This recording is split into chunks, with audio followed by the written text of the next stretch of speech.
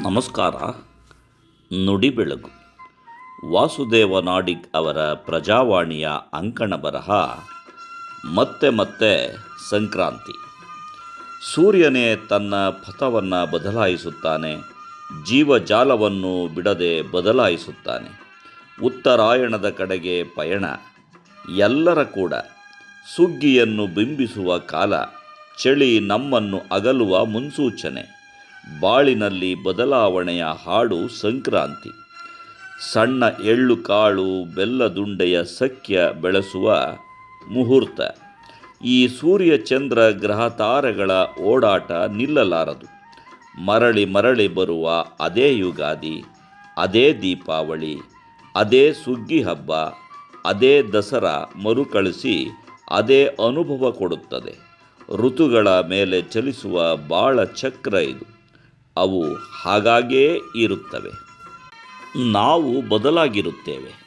ವಯಸ್ಸು, ರೂಪ, ಗುಣ, ಸ್ವೀಕರಿಸುವ ಮನೋಭಾವ ಎಲ್ಲ ಬದಲಾಗಿರುತ್ತದೆ. ಹಕ್ಕಿ, ಮರ, ಬಾನು, ನದಿ, ಎಳ್ಳು, ಬೆಲ್ಲ, ಬೇವು, ಬನ್ನಿ ಮರ ಹಾಗೇ ನಿಂತಿರುತ್ತವೆ. ಬದಲಾದ ಕಾಲವನ್ನು ಹಳಿಯುತ್ತಿರುತ್ತೇವೆ, ಏಕೆಂದರೆ ನಮಗೆ ಬಾಯಿ ಇದೆ. ಅವು ಮೌನ. ಗೋಪಾಲಕೃಷ್ಣ ಅಡಿಗರು ಹಾಡಿದ ಹಾಗೆ ಮೌನ ನೆಲವನ್ನು ತಬ್ಬಿದೆ. ಬದಲಾವಣೆ ಬಾಳಿನ ಕುರುಹು, ಒಪ್ಪಿಕೊಳ್ಳೋಣ.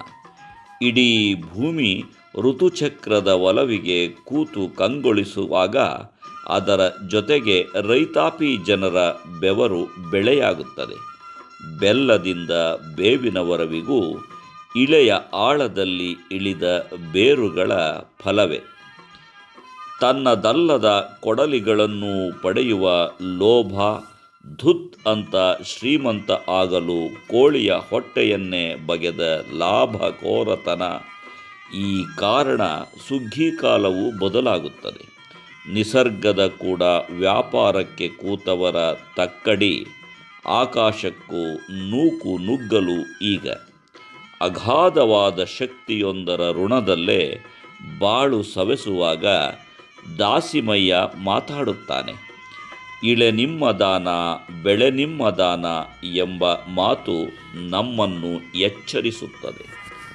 ಸುಳಿದು ಸೂಸುವ ಗಾಳಿಯೇ ವಿಷವಾಗುವ ಸನ್ನಿವೇಶಕ್ಕೆ ತಲುಪಲಾದ ಹಂತ. ಟಾಲ್ಸ್ಟಾಯ್ ಅವರ ಅತಿ ಸಣ್ಣ ಕಥೆಯಲ್ಲಿ ಕಣ್ಣಿಗೆ ಕಂಡ ನೆಲವೆಲ್ಲ ತನ್ನದೇ ಆಗುತ್ತದೆ ಎಂಬ ಲಾಲಾಸೆಯಲ್ಲಿ ಓಡಿ ಶಾಶ್ವತವಾಗಿ ಬಿದ್ದ ಮನುಷ್ಯ ನೆನಪಾಗುತ್ತಾನೆ. ಆಸ್ತಿ ಇರಲಿ, ಒಂದು ಸೂಜಿ ಮನೆಗೂ ತಾಕುವ ಮಣ್ಣನ್ನು ಕೊಡುವುದಿಲ್ಲ ಎಂದು ಹಠತೊಟ್ಟ ಸುಯೋಧನ ಕಾಡುತ್ತಾನೆ. ಕಳೆದುಕೊಂಡು ಮತ್ತೆ ತುಂಬಿಕೊಳ್ಳುವ ಪ್ರಕೃತಿಯ ಎದುರು ಬರೀ ತುಂಬಿಕೊಂಡೇ ಖಾಲಿಯಾದ ಮನುಷ್ಯನಿಗೆ ಸಂಕ್ರಾಂತಿ 100 ಸಂದೇಶ ಕೊಡುತ್ತದೆ. ಅಡಿಕೆ ತೊಗಟೆ, ಬಾಳೆ ಎಲೆ, ಪತ್ರಲೆಗಳ ಜಾಗದಲ್ಲಿ ಪ್ಲಾಸ್ಟಿಕ್ ಬಂದು ಕೂತದ್ದು ಒಂದು ಖಾಲಿತನವೇ. ಆ ತಲೆಮಾರು ಅಂಗಳದಲ್ಲಿ ಹಿಟ್ಟಿನ ರಂಗೋಲಿ ಎಳೆದು ಅವು ಕೀಟ ಹಕ್ಕಿಗಳಿಗೂ ಆಹಾರವಾಗಲಿ ಎಂದು ಹರಸಿದವರು. ಮಾವು, ಬೇವು, ತೋರಣ ವಿಷವಾಯುವನ್ನು ಹಿಡಿದಿಡುವ ಮಾರ್ಗಗಳಾಗಿ ತಣಿದಿದ್ದವು. ಬೆರಳುಗಳ ಸಂದುಗಳಿಂದ ರಂಗೋಲಿ ಬೀಳುವ ಚೆಲುವಿನ ಕತೆ ಅದು. ಮತ್ತೆ ಸಂಕ್ರಾಂತಿ ಬಂದಿದೆ, ಯುಗಾದಿಯೂ ಬರುತ್ತದೆ, ಮೋಸ ಮಾಡುವುದಿಲ್ಲ. ಸಿದ್ದೇಶ್ವರ ಸ್ವಾಮೀಜಿ ಹೇಳುವ ಹಾಗೆ ಒಳಿತಿನ ಮಾತುಗಳೆಲ್ಲವನ್ನು ಹೇಳಲಾಗಿದೆ.